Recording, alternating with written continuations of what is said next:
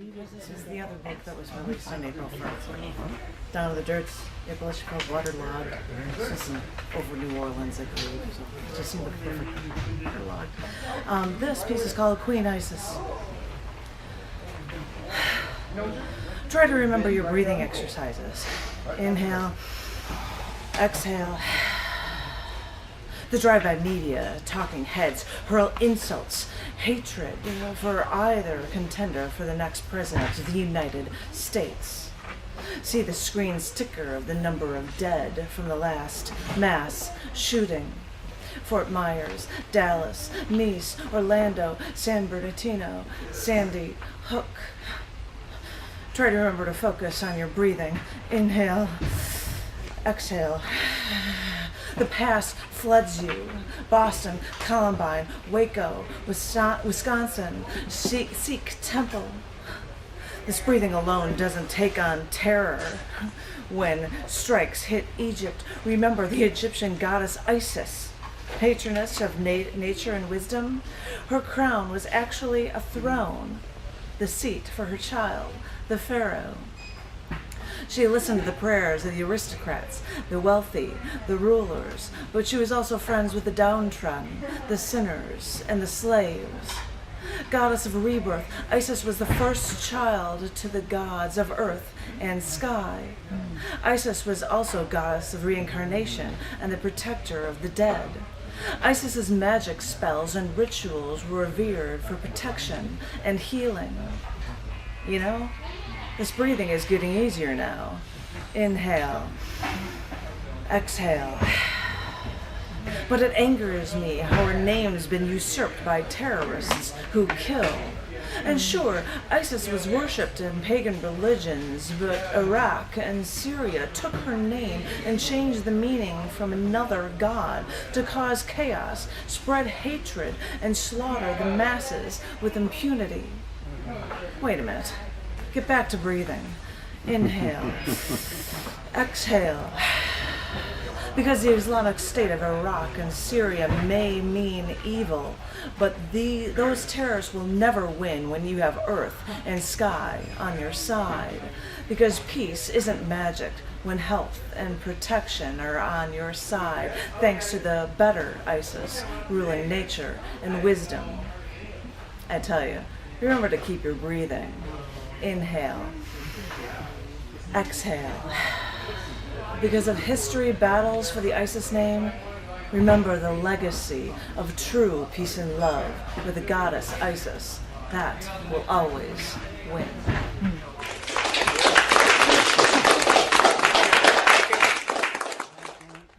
Because we've got time, I'm going to do one long. I happen to love this cover of Down in the Dirt Spiraling. I got my jellyfish on the cover. I don't know. Jellyfish are so beautiful. This is amazing. It was amazing. But this is not amazing, it's sad. It's a long piece called, and it's called Storytelling. That's what I'm called. You see, my mom 11 years ago had breast cancer, and the 3 girls flew to see her at her home across the country. And Mom felt bad that she couldn't make our trip better because she just found out she had cervical cancer too. But we couldn't have come at a better time. And she had procedures and had surgeries, and she had radical hysterectomy, and then the cancer was gone, and she was in the clear. So for a decade she went to the doctor and they found no cancer in her and all seemed well. She had beaten a killer. When I was almost killed in a car accident and had head trauma, no fractured bones except my skull, they told me, just my family, but not actually me, the patient, that I'm expected to have a seizure within 6 months of my accident. I had a grand mal seizure 7 months after I was almost killed, and no one explained to me what was happening. I had to figure it out as I went along. Well, a decade after my mom's bounced with cancer, she went to the doctor again, had a fever, felt tired. They said, well, it's funny, you've got all the symptoms, and most women who have had as much cancer in their history as you've had, well, you've likely got leukemia. And she did. And when she found this out at her home in Southwest Florida, she traveled to the University of Chicago Hospital. They're a good hospital, you know. And she got prepped for chemo, was in the hospital, shorter than me. Damn, I shouldn't be so self-centered like that and think that. Oh, but she had the chemo, lost her hair. With her new crew cut, she almost looked like her brother, Uncle Pete, from his army photos. And when the doctor said she was in remission. Now, this leukemia is a tricky thing, cancer of the blood versus cancer of an organ.